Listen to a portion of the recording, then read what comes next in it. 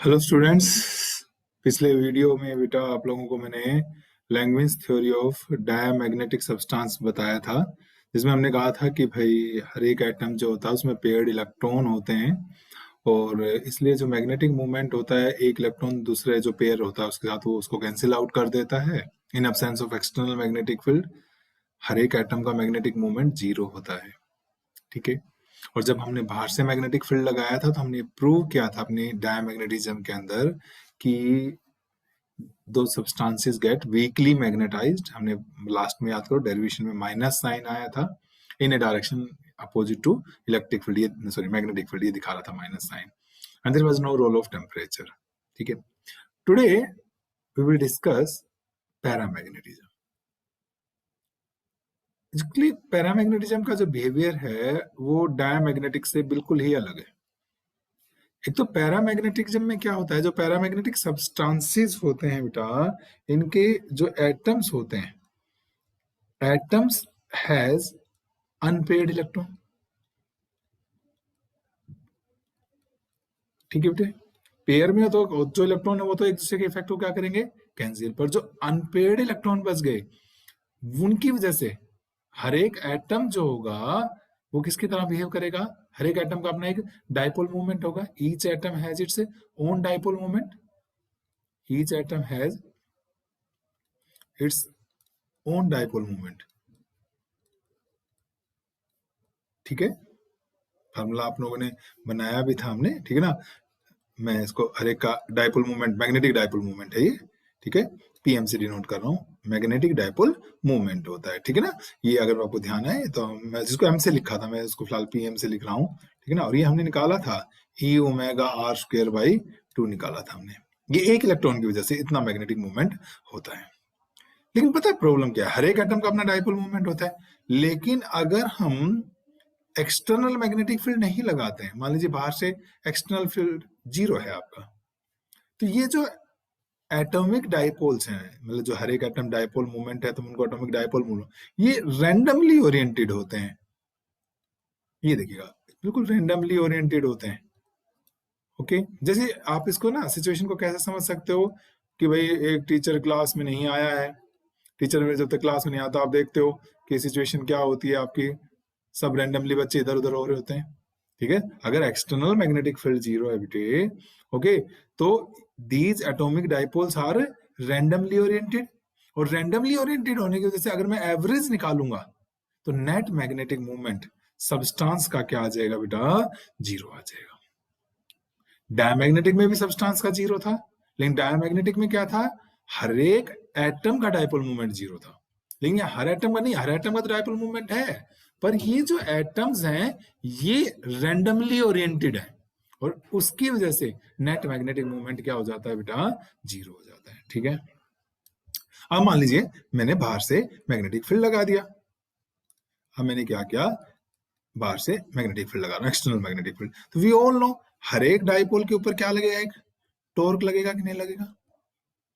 आपने ये पढ़ा हुआ है सभी ने, torque acting on the dipole in magnetic field. हर एक टॉर्क कितना डाइपोल एक्सपीरियंस करेगा, और इस टॉर्क की टेंडेंसी क्या होती है, to arrange dipoles parallel to arrange dipoles parallel to magnetic field. मतलब आपको यूं समझो, मैंने अभी बताया मान लो क्लासरूम है आपकी, अभी टीचर एब्सेंट है, तो आप सब रैंडमली ओरिएंटेड इधर उधर बैठे गप्पे मार रहे होते हैं सब, ठीक है।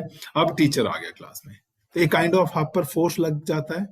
धीरे धीरे आप क्या करते हैं, एक पर्टिकुलर अलाइनमेंट में बैठना स्टार्ट कर देते हैं कि नहीं कर देते हैं। वैसे ही यहाँ पर टॉर्क एक्ट करेगा, और ये टॉर्क क्या करेगा बेटा, डाइपोल्स को मैग्नेटिक फील्ड के पैरेलल लेकर आना चाहेगा। कैसे, जैसे मान लीजिए ये मेरा पैरामैग्नेटिक सब्सटेंस था, अब मान लीजिए मैंने इधर मैग्नेटिक फील्ड लगा दिया, ये एक्सटर्नल मैग्नेटिक फील्ड लगा दिया, तो अब इसकी वजह से इन सब के ऊपर टॉर्क लगेगा बेटा, और ये टॉर्क क्या चाहेगा, इनको मैग्नेटिक फील्ड के पैरेलल अरेंज करना, यानी इस डायरेक्शन में लेके आना चाहेगा।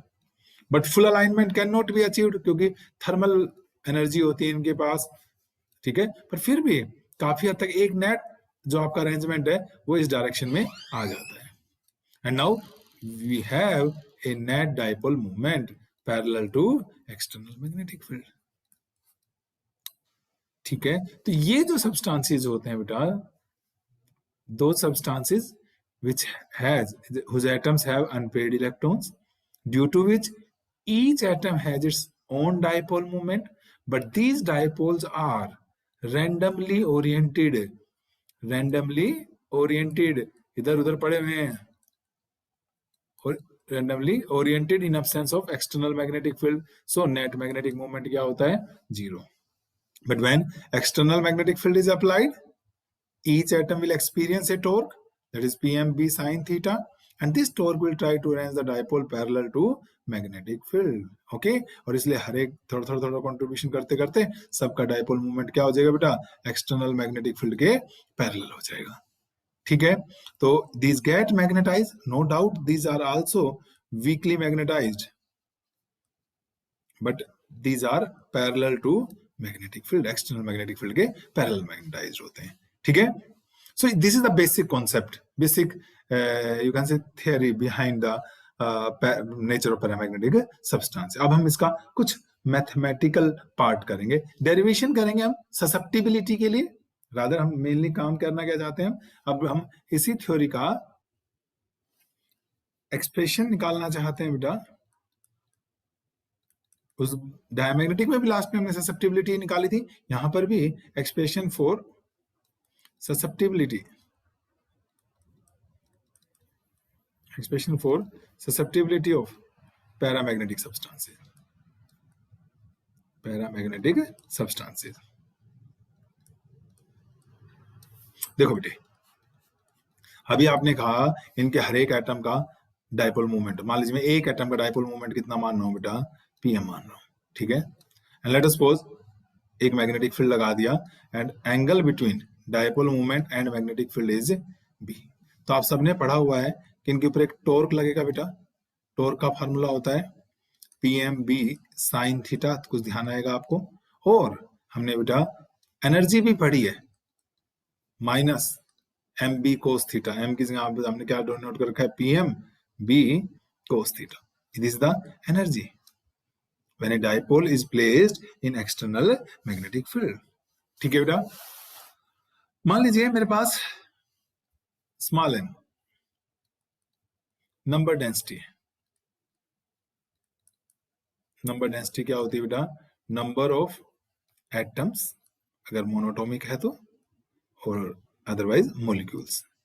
नंबर ऑफ मॉलिक्यूल्स पर unit volume of the substance. हमने मान लिया कि पर यूनिट वॉल्यूम जो है बेटा कितना है? नंबर ऑफ एटम्स और मॉलिक्यूल्स है, n नंबर ऑफ एटम्स और मॉलिक्यूल्स है per unit volume. Okay, then हमारे पास according to Maxwell Boltzmann, according to Maxwell Boltzmann, the number of atoms or molecules per unit volume having energy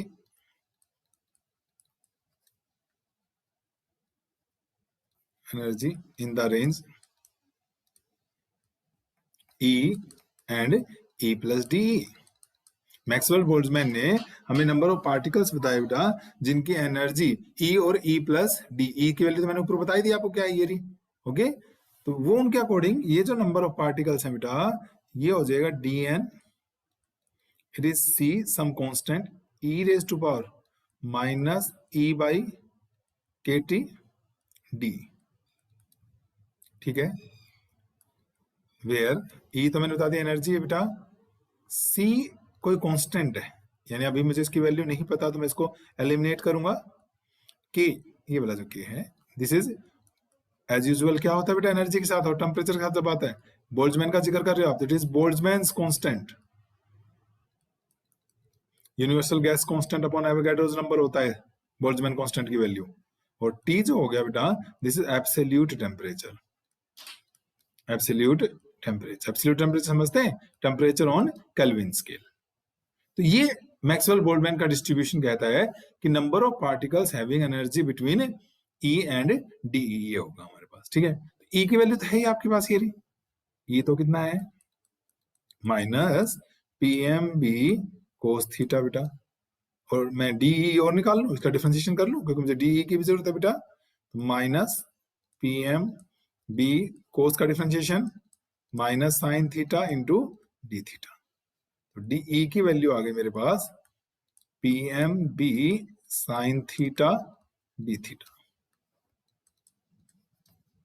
put कर दे number 2 में, putting in number 2, तो D N कितना आ जाएगा, देखो बेटा सी तो ऐसे कैसे, ई एक्सपोनेंशियल है, माइनस ई की जगह क्या आ गया, P M B cos theta upon K T, बोल ये पावर एक्सपोनेंशियल, ठीक है बेटा, और डीई की वैल्यू कितनी आ गई, प्लस हो गया अब ये P M B sine theta D theta, okay, ये वाली वैल्यू आ गई बेटा।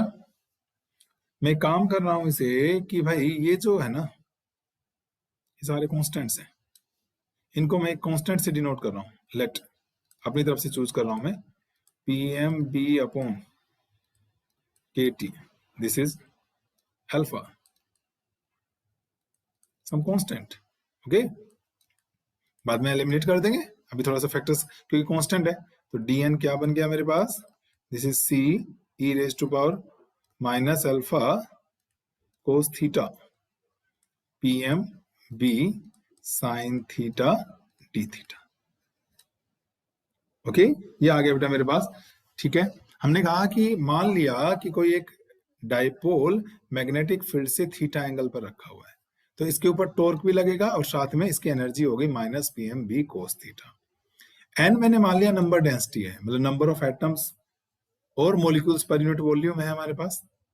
तो अकॉर्डिंग टू मैक्सवेल बोल्ट्जमैन की अगर मैं बात करता हूं बेटा, तो उन्होंने ला दिया कि भाई जितने पार्टिकल्स हैं पर यूनिट वॉल्यूम जिनकी एनर्जी इस रेंज में होगी ई से ई प्लस डी, वो क्या होगा, D N is C E raise to power minus E by K T, where K क्या चीज है, बोल्ट्जमैन कांस्टेंट, टी टेम्परेचर है, ठीक है, डी।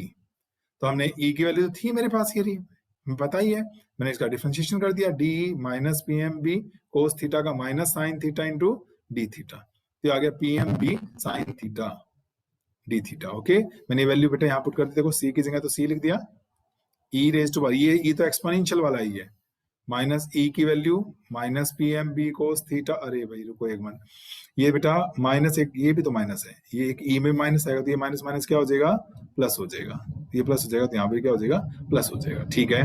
तो ये क्या हो गया बेटा हमारे पास, अल्फा हो गया कोस थीटा, डी की वैल्यू पुट कर दी और मैंने इस कांस्टेंट को अल्फा मान लिया, सो दैट ये इक्वेशन आ गई मेरे पास, ठीक है। Now this angle can vary from maximum magnetic field का 0 से लेकर एट द मोस्ट ये क्या हो सकता है, एंटी पैरेलल हो सकता है, ठीक है। तो एंटी पैरेलल हो सकता है तो कितना एंगल हो जाएगा, पाई, मतलब दिस थीटा जो है it can vary from 0 to pi आपका। तो अगर मुझे टोटल नंबर ऑफ पार्टिकल्स की बात करनी है तो इसका इंटीग्रेशन कर दो बेटा, कहां से कहां तक का, ये तो कहां से है, थीटा एंगल की बात कर रहे थे हम, ठीक है ना। तो अब हमें क्या करना है, अगर मैं इसको आगे क्वेरी करूं, देखो मैं इस इक्वेशन में दोबारा लिख रहा हूं बेटा, लास्ट इक्वेशन जो थी पिछली स्लाइड में वो थी डीएन क्या थी बेटा मेरे पास, सी ई रेज टू, ये प्लस हो गया था देखो, alpha P M by K T को रखा था हमने कोस थीटा, ठीक है, प्लस का हो गया था, फिर डी की वैल्यू लिखी थी हमने पी एम बी, और भाई कोस का हो गया था साइन थीटा, और ये क्या आ गया था, D theta, I don't remember the equation, let us I am putting it as 4 और 5, आप चेंज कर लेना अगर मैंने इक्वेशन गलत कर दी हो तो, ठीक है बेटा। नाउ मैंने कहा कि भाई डिफरेंट डिफरेंट जो डाइपोल्स हैं, है ना, दे कैन लाई, मतलब theta can vary from 0 to 180 degree.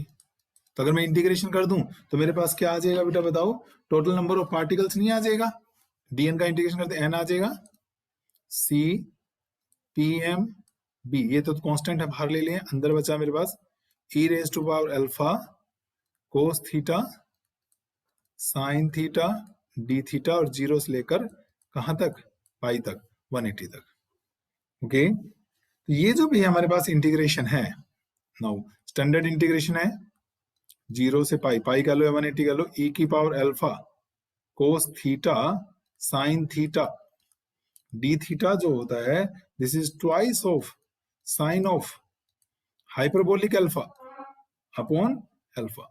अब मैथमेटिक्स में पढ़ेंगे या पंजे नहीं पता पढ़ लिया होगा या पढ़ेंगे, साइन हाइपरबोलिक अल्फा, ये इसका स्टैंडर्ड इंटीग्रेशन है, twice the sine of hyperbolic alpha upon alpha, क्योंकि हमारा आर्टिकल पहले ही बहुत बड़ा है, अगर हम इंटीग्रेशन और सोल्व करने बैठ गए बेटा तो आपका पेपर में खत्म ही नहीं होगा, it will become too lengthy, आपके लिए बड़ा मुश्किल हो जाएगा इसको पूरे को सोल्व कर पाना। तो अब क्या बन गया ये मेरे पास, N this is C PMB okay into 2 sine hyperbolic alpha upon alpha बेटा, ठीक है। तो देखो सब नोन आ गया मेरे पास, ये अननोन था बस सी, इस सी को एलिमिनेट कर देता हूँ। शुरू में मैंने बोला था ना कि सी को एलिमिनेट करेंगे, तो सी को एलिमिनेट करोगे तो आपके पास क्या आ जाएगा बेटा, this is N alpha upon 2 PMB sine of hyperbolic alpha, N alpha 2 PMB sine of hyperbolic alpha आ गया, ठीक है। आगे सी की वैल्यू हम ये इक्वेशन बिल्कुल फर्स्ट वाले इक्वेशन में रख दें बेटा, जहां पर हमने शुरुआत की थी और जहां पर हमने ई की वैल्यू ये थी ना, इसे हम पुट कर देते हैं, सी की putting in 4, putting in equation 4, तो क्या आ जाएगा आपके पास, हमारे पास ये आ जाएगा, एक मिनट में कुछ चेक कर रहा, ठीक है, दिस इज एन, सी की वैल्यू पुट कर रहा हूं बेटा, N alpha upon 2 PMB sine hyperbolic alpha, ये आ गया है, ठीक है, इसकी वैल्यू आ गई है सारी, सी की वैल्यू आ गई बेटा। अब आगे 4 में ई की power alpha cos theta PMB sign theta D theta, PMB से PMB कैंसिल आउट हो गया हमारे पास, ठीक है। तो वी आर रिमेनिंग विद, ये DN था बेटा, सॉरी नंबर 4 में पुट कर रहे हो ना, तो DN था, तो DN आ गया बेटा मेरे पास, दिस इज एन अल्फा, नीचे बचा twice sine hyperbolic alpha E raise to power alpha cos theta sine theta और डी थीटा, ये आ गया बेटा, ठीक है। अब एक्चुअली क्या है, मैंने कहा कि धीरे धीरे जो ये मॉलिक्यूल्स हैं they start orienting themselves parallel to the magnetic field, okay. या कुछ थोड़ा सा मान लीजिए मैग्नेटिक बी भी था, ये PM था, तो एक मॉलिक्यूल की बात करो बेटा, इधर कौन सा कंपोनेंट आ गया, PM कोस थीटा आ गया एक की वजह से, और ये क्या है आपके पास नंबर ऑफ मॉलिक्यूल्स पर यूनिट वॉल्यूम है, इन दोनों को मल्टीप्लाई कर दूं तो क्या total dipole moment per unit volume आ जाएगा, और इंटीग्रेशन कर दूं मतलब ये तो कितना आ जाएगा, देखो फिर से देखते हैं, हमारे पास क्या है ये DN क्या है, नंबर ऑफ मॉलिक्यूल्स पर यूनिट वॉल्यूम है, अब मैं ये समझा रहा हूं, ये PM है, इसका इन the direction of magnetic field component कितना है, PM कोस थीटा, ये तो एक का है, ठीक है। DN से मल्टीप्लाई कर दो तो क्या हो जाएगा आपका DN into PM cos theta, ये DN एटम्स का हो गया पर यूनिट वॉल्यूम में, और यदि मुझे पूरे सब्सटेंस का निकालना है तो हमने कहा था कि इसको इंटीग्रेशन कर दे बेटा, कहां से कहां तक, 0 से लेकर पाई तक, तो ये मेरे पास क्या आ जाएगा, टोटल डाइपोल मोमेंट, क्या आ गया ये total dipole moment induced per unit volume in the direction, क्योंकि ये कौन सा कंपोनेंट लिया है, parallel to magnetic, in the direction of magnetic field. फिर देखो बेटा, ये आपने DN निकाला, this was the number of atoms और मॉलिक्यूल्स पर unit volume in a energy range कहा था पहले E to D, मैं अब कह सकता हूँ थीटा टू D थीटा, यानी इस D थीटा रेंज में लाई कर रहे हैं। एक का मैग्नेटिक फील्ड का की डायरेक्शन में कंपोनेंट कितना हो गया, इधर कोस होता है, परपेंडिकुलर ड्रा करूंगा तो साइन चला जाएगा, तो PM कोस थीटा हो गया कि नहीं हो गया हमारे पास, तो ये मेरे पास क्या आ गया बेटा, PM कोस थीटा आ गया, ठीक है। तो ये PM कोस थीटा DN से मल्टीप्लाई किया तो ये हो गया dipole movement of those molecules पर unit volume which lies in this T theta range. तो टोटल निकालने के लिए मुझे क्या करना पड़ेगा, 0 से पाई तक इंटीग्रेशन करना पड़ेगा, तो ये क्या आ जाएगा मेरे पास, total dipole moment induced per unit volume in the direction आ जाएगी। ठीक है, मैं अब dm की वैल्यू पुट करता हूं और फिर क्या करेंगे बेटा, इसको इंटीग्रेशन कर देंगे। देखिएगा क्या करेंगे, नेक्स्ट आगे चलते हैं। ये आ गया था आपके पास में, फिर एक बार m आया था बेटा अभी अभी, दिस इज 0 to पाई, मैंने बताया फिर याद ला रहा हूं, ये dn पर यूनिट वॉल्यूम था d थीटा रेंज में, और एक का इन the direction of magnetic field क्या आ गया था, pm cos थीटा आ गया था, this is pm cos theta. Okay, यहां तक की बात आ गई।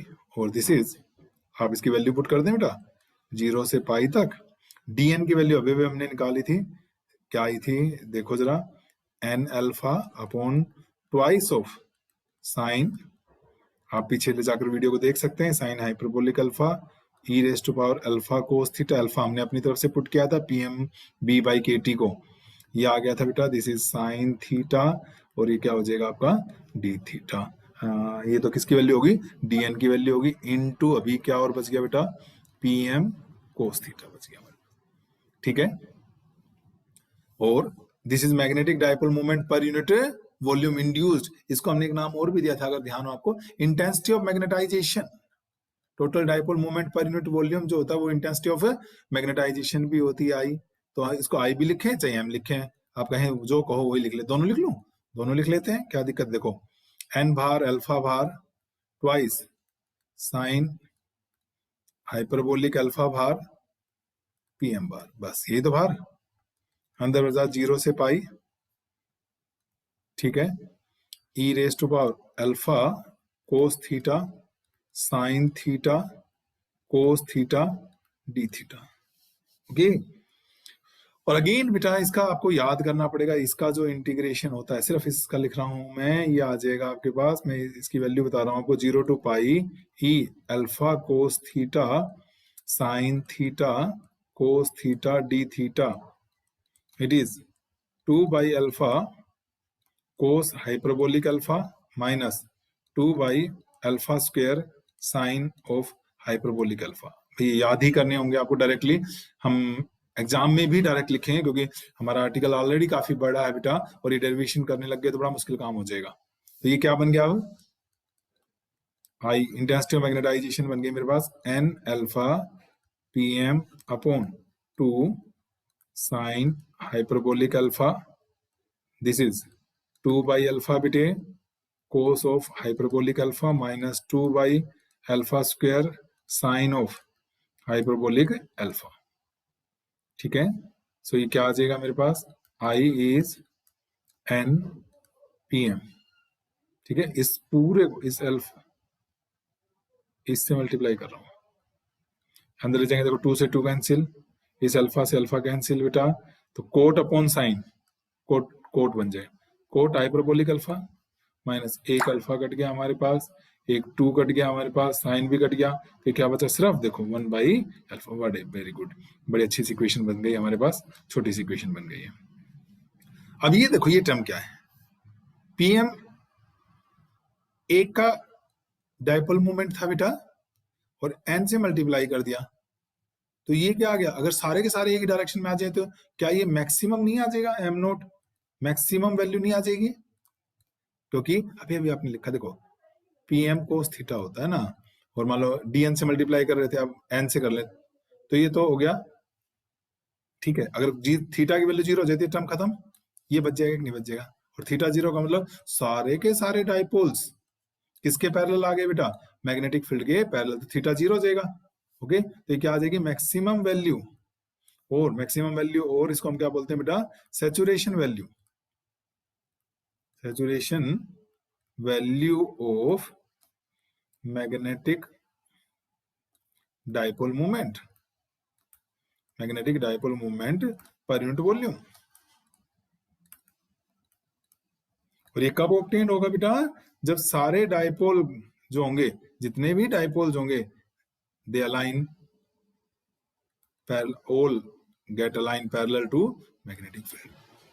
तो इसको एम नोट से डिनोट कर रहा हूं बेटा मैं, I is equal to M not cot hyperbolic alpha minus 1 by alpha. ये आ गया बेटा हमारे पास, cot hyperbolic alpha upon minus 1 by alpha आ गया है।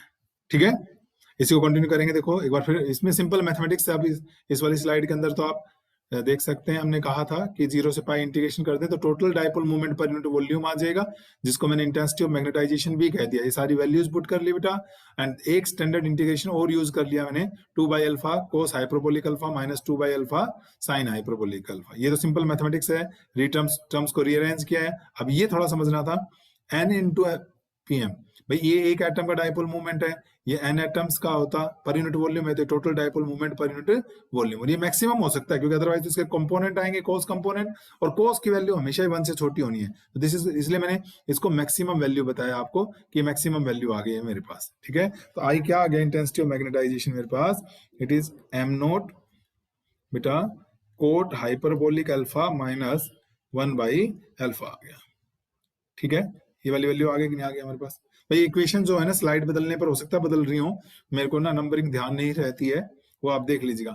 और इस ब्रैकेट को बेटा बोलते हैं हम लैंगविन्स फंक्शन। लैंगविन की थ्योरम चल रही है ना, ये लैंगविन्स थ्योरम चल रही है। तो ये जो टर्म है बेटा, इसको क्या बोलते हैं हम, ठीक है कि नहीं, इट इज लैंगविन्स फंक्शन। और इसकी जो वैल्यू होती है ना इस पूरे की, वो होती है बेटा α/3 माइनस α³/45 एंड सोन, इस तरीके की होती है इसके अंदर। तो अगर बाय द वे अल्फा क्या था मैं याद दिलाऊं, हमने pmb/kt को लिखा था बेटा। अगर इसकी वैल्यू स्मॉल है, जनरली जो ऑर्डिनरी कंडीशंस में, ordinary magnetic field and temperature के ऊपर होती है, अल्फा स्मॉल होती है, तो उस केस में हम क्या करेंगे, α³ एंड हायर पावर्स को क्या कर देंगे बेटा, neglect. α³ and higher powers can be neglected. तो सिर्फ क्या बच जाएगा, इट विल बी α/3 बच जाएगा। ठीक है, तो क्योंकि ये जो वैल्यू होती है बेटा, इसको लार्ज करने के लिए तो क्या करना पड़ेगा आपको, हाई मैग्नेटिक फील्ड लेना पड़ेगा, लो टेम्परेचर लेना पड़ेगा। Those are the very special cases. I am talking about ordinary magnetic field and ordinary temperature. तो ये वैल्यू क्या होती है बेटा, स्मॉल वैल्यू होती है।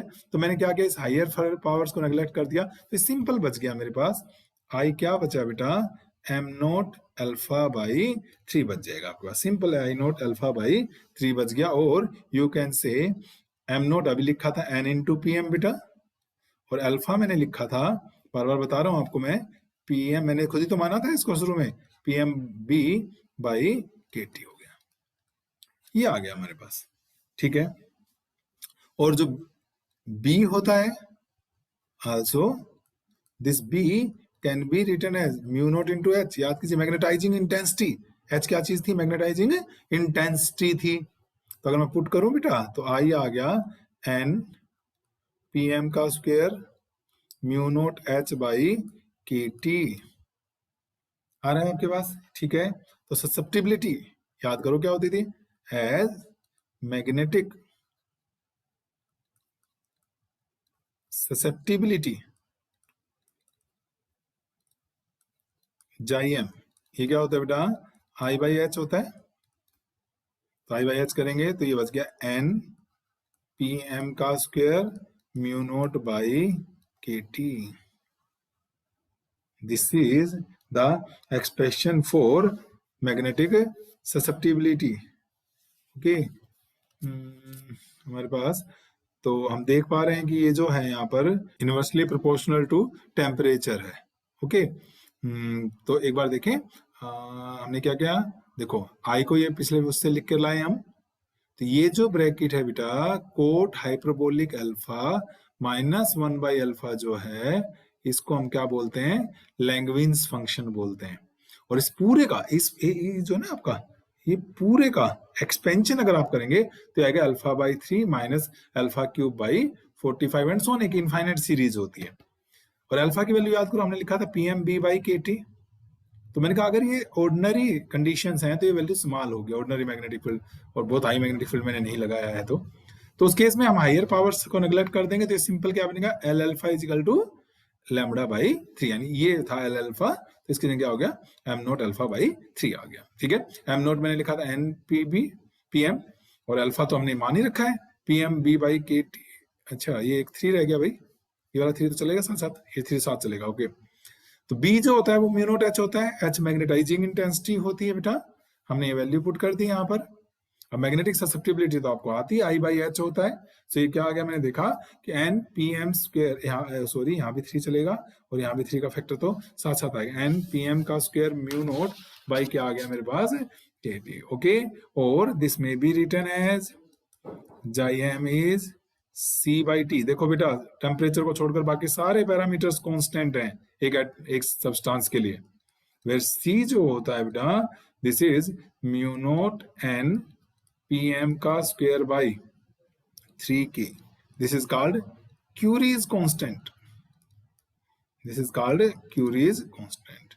So in this way you can say कि भाई susceptibility is inversely paramagnetic substance में inversely proportional to temperature आ गई, ठीक है। हमने ससेप्टिबिलिटी का डेरिवेशन कर लिया और साथ में प्रूव कर दिया कि it is inversely proportional to temperature. Actually मतलब क्या है इसका कि अगर टेम्परेचर बढ़ाएंगे तो it becomes difficult to magnetize, atoms के पास ज्यादा थर्मल एनर्जी आ जाएगी, ज्यादा थर्मल एनर्जी आ जाएगी तो they start moving here and there, उनको पकड़ के समझो एक लाइन में बैठाना बड़ा मुश्किल काम हो जाएगा हमारे लिए। दिस द ससेप्टिबिलिटी का तो ये तो मतलब था how easily a substance get magnetize, so it becomes difficult for us to magnetize the substance at a higher temperature. This is the meaning कि टेम्परेचर बढ़ने से susceptibility कम होती है, ठीक है भाई। तो हमने सारा पैरामैग्नेटिज्म किया, अगले लेक्चर में हम लोग फेरोमैग्नेटिज्म की बात करेंगे, ठीक है। थैंक